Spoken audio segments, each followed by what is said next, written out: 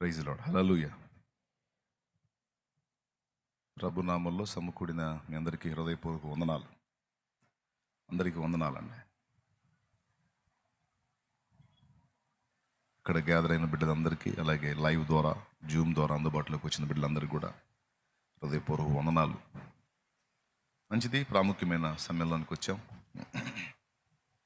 ఈరోజు దేవుని కృపను బట్టి ఇంకో కార్యక్రమం కూడా ఉంది. గత కొంతకాలంగా వాక్యపు తరబీదు పొంది, అలాగే పరిచర్య అనుభవాన్ని కూడా కొంత పొంది, ప్రార్థించి వారిని దేవుని ముందు ఉంచినప్పుడు కొంతమందిని దేవుడు సూచించాడు. వారిని ఆయన పరిచర్య కొరకు ప్రత్యేకించమని, వారు సువార్త ప్రకటించుచు దేవుని నామ మహిమ కొరకు వాడబడినట్లు కొంతమందిని దేవుడు ప్రత్యేకించుకున్నాడు. ఈవేళ ఇంకా కొంతమంది ఉన్నారు. ఈసారి రౌండ్లో వాళ్ళను కూడా లైన్లో తీసుకోవటం జరిగిద్ది ప్రభు చిత్తం అయితే. ప్రస్తుతానికి కొంతమందిని దేవుడు ఎంపిక చేశాడు.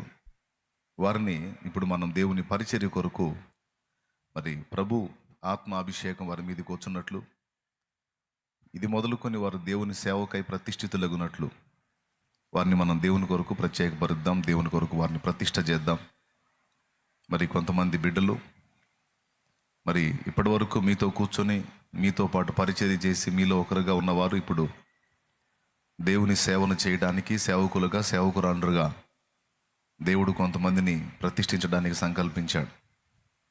వారిని ప్రతిష్ఠ చేసి మనం వాక్య ధ్యానంలో ముందుకెళ్దాం.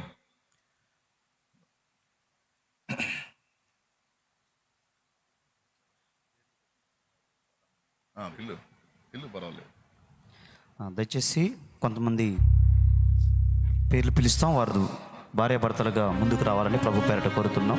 Brother Ravi Chilakaluripet, brother Jagadish Chilakaluripet, brother Ebenezer Chilakaluripet, brother Shyambabu Chilakaluripet, brother Samuel Punuru, brother Israel Karuchola, brother Jeevan Chilakaluripet, brother Joshua Daniel Erramalla, brother Vijayaraju Chilakaluripet, brother Abhi Chilakaluripet, brother Samuel Maturu.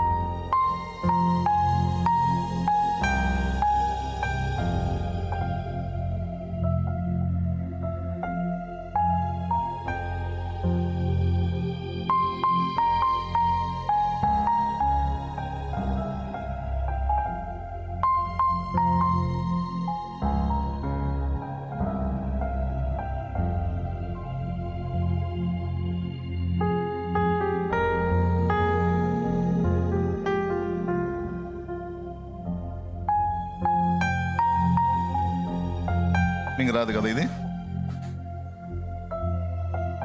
దేవునికి మహిమ.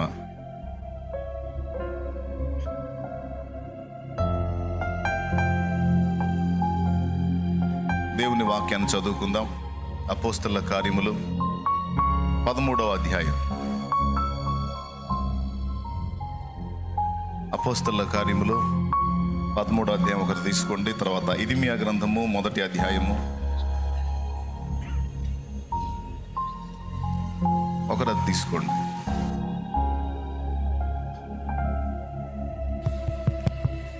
ఇర్మియా గ్రంథము అపోస్తలుల కార్యములు 13వ అధ్యాయం నుంచి మొదటి వచనం నుంచి చదువుకుందాం. అంతియొక్కయలో ఉన్న సంఘములో బర్నబా, నిగేరనబడిన సుమోయోను, కురేనీడైన లూకియా, చతుర్థాధిపతి అయిన హేరోదుతో కూడా పెంచబడిన మనయేను, సౌలు అను ప్రవక్తలను బోధకులను ఉండిరి. వారు ప్రభువును సేవించుచు ఉపవాసము చేయుచుండగా పరిశుద్ధాత్మ నేను బర్నబాను సౌలును పిలిచిన పని కొరకు వారిని నాకు ప్రత్యేకపరచుడని వారితో చెప్పెను. అంతటా వారు ఉపవాసముండి ప్రార్థన చేసి వారి మీద చేతులుంచి వారిని పంపిరి. దేవునికి స్తోత్రం కలుగును గాక. హల్లెలూయా. నేను వారిని ప్రత్యేకించిన పని కొరకు వారిని నాకు ప్రత్యేకంగా అప్పచెప్పండి, వారిని నేను వాడుకోవాలి, వారిని నాకు ప్రత్యేకపరచండి అని బర్నబాను గూర్చి పౌలును గూర్చి పరిశుద్ధాత్మ తెలియజేశాడు. అలాగున కొంతమంది బిడ్డల్ని, మొన్న తర్బీదైనటువంటి బిడ్డల్లో కొంతమందిని దేవుని ముందు ఉంచినప్పుడు దేవుడు మొదటి విడతలో కోరుకున్న వ్యక్తులు వీళ్ళు. సో వీళ్ళని దేవుని సేవ కొరకు ప్రతిష్ఠ చేయాలి, అది దేవుని సంకల్పం. ఇది మొదలుకొని వీళ్ళు బాప్తిస్మ ఇవ్వడానికి, ప్రభు బల్ల అందించడానికి, అలాగే ఇతరులకు సువార్త చెప్పి వాక్య పరిచర్య చేయడానికి దేవుడు వీరిని యోగ్యులుగా, అర్హులుగా తీరుస్తూ ఉన్నాడు. ఒక నాయకుడిగా నాకెంత మీరు విలువ ఇస్తారో, మరి మా చేత దేవునికి అప్పగింపబడుతున్న ఈ బిడ్డలకు కూడా అంతే విలువ ఇవ్వాలి. మా కోసం ప్రార్థించినట్టు వారి కోసం కూడా మీరు ప్రార్థించాలి. ఇది అపోస్తలుల కార్యం 13 ఇస్తున్న సాక్ష్యం. తర్వాత ఇర్మియా గ్రంథంలో 1వ అధ్యాయం, ఇర్మియాతో దేవుడు తన వాక్కును పంపిస్తాడు. 4వ వచనం నుంచి ఇది ఈ మోకాళ్ళు వేసిన బిడ్డలందరూ వినాలి. చదువు. యెహోవా వాక్కు నాకు ప్రత్యక్షమై ఇలాగు సెలవిచ్చును, గర్భములో నిన్ను రూపింపక మునుపే హల్లెలూయా నిన్ను ఎరిగి తిని. గర్భములో నిన్ను రూపింపక మునుపే నేను నిన్ను ఎరిగి తిని. నీవు గర్భము నుండి బయలుపడక మునుపే నేను నిన్ను ప్రతిష్ఠించి. నువ్వు గర్భములో నుండి బయలుపడక మునుపే నువ్వు నా సేవకుడివి, సేవకురాలివా నిన్ను ప్రతిష్ఠించాను. నేను జనములకు ప్రవక్తగా నేను నిన్ను నియమించాను. హల్లెలూయా హల్లెలూయా. ఈ ప్రతిష్ఠ ఎప్పటిది, ఈ ఏర్పాటు ఎప్పటిది అంటే ఈ రోజుది కాదు. ఇది తల్లి గర్భములో నువ్వు రూపింపబడక మునుపే నేను నిన్ను ఎరిగి ఉన్నాను. అంతేకాదు అప్పుడే నేను నిన్ను ప్రతిష్ఠ చేశాను అని. ఈ ప్రతిష్ఠ అప్పుడే జరిగింది కాబట్టి అది ఇప్పుడు కార్యరూపం దాలుస్తుంది. ఈ నిర్ణయం అప్పుడే జరిగింది కాబట్టి అది ఇప్పుడు కార్యరూపం దాలుస్తుంది. ఈ ఏర్పాటు ఎప్పటిది అంటే మోకరించిన వారు గుర్తించాలి, ఇది ఇప్పటిది కాదు, అప్పటిది. హల్లెలూయా హల్లెలూయా. మనం ప్రార్థన చేసి ఈ బిడ్డల్ని దేవుని పరిచర్య కొరకు అప్పగించుదాం. మరి ఇంకొక వచనం కూడా, 3వ వచనం కూడా చదివితే బాగుంటుంది. గలతీ పత్రిక 2వ అధ్యాయము. ఈ పరిచర్యలో ఇక్కడ మోకాళ్ళు వేసిన బిడ్డలు దేవుని కృప పొందారని వారిని గుర్తించి ఈ పరిచర్యలు ఇక నుంచి మాతో పాటు సహదాసులుగా, దాసురాండ్రుగా వారికి సపోర్ట్ చేస్తూ మా కుడి చేతిని ఇచ్చేటువంటి విషయాన్ని గురించి అందులో రాసి ఉంటుంది. మరి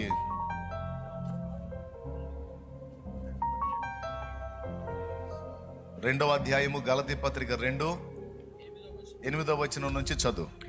అనగా సున్నతి పొందిన వారికి అపోస్తులుడవుటకు పేతురునకు సామర్థ్యము కలుగు చేసిన వాడే అన్యజనులకు అపోస్తులుడవుటకు నాకును సామర్థ్యము కలుగు చేసినని వారు గ్రహించినప్పుడు స్తంభములుగా ఎంచబడిన యాకోబు, కేఫా, యోహాను అనువారు నాకు అనుగ్రహింపబడిన కృపను కనుగొని మేము అన్యజనులకును తాము సున్నతి పొందిన వారికి అపోస్తులుగా ఉండవలనని చెప్పి తమతో పాలివారముంటకు సూచనగా నాకును బర్నబాకును కుడి చేతిని ఇచ్చిరి. అది దేవునికి స్తోత్రం కలుగును గాక. ఇప్పుడు ప్రార్థన చేద్దాం.